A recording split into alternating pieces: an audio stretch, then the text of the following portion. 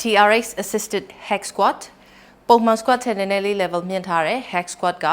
ခန္ဓာကိုယ်အရှိန်ငိုက်ပြီးတော့ TRX လေးကိုသုံးပြီးလုပ်မယ်ကျိုးလေးကိုရှည်ထားမယ်ကျိုးရှည်ထားပြီးရင်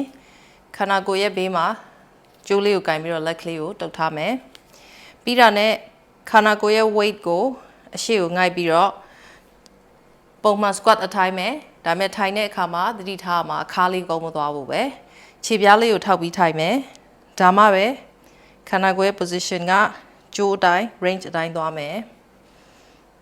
ခါမကုန်းသွားစေနဲ့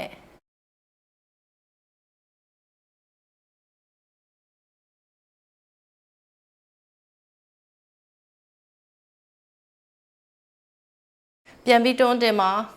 တင်ပါ muscle လေးတွေပေါင်က muscle လေးတွေကိုသေချာ feel လုပ်ပြီးတော့တွန်းတင်မယ်တင်းသွားရလားခံစားမယ်ကျိုးရဲ့ range အတိုင်းပဲခန္ဓာကိုယ်ကသူ့အတူအလိုက်တင်လေအပေါ်တက်အောက်ဆင်းဖြစ်နေမှာကိုအာယုံဆိုင်ရမှာတွန်းတင်ခြင်းနဲ့ muscle တွေရဲ့ tension ကိုသေချာမိရလားအာယုံဆိုင်ပြီးတော့တွန်းတင်မယ်တတောင်လေးနဲ့လက်ကလေးကိုဘေးနားမှာကတ်ထားမှာဖြစ်တဲ့အတွက်လှုပ်မနေတော့ဘူးခြေထောက်ကိုနောက်နေနဲ့ထပ်ဆုပ်ကြည့်မယ်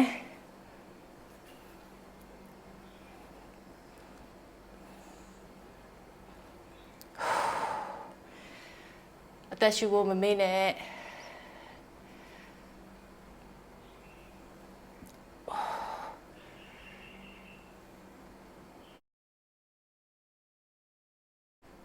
ဒူးအတွင်းရိုင်မသွားအောင်သတိထားမယ်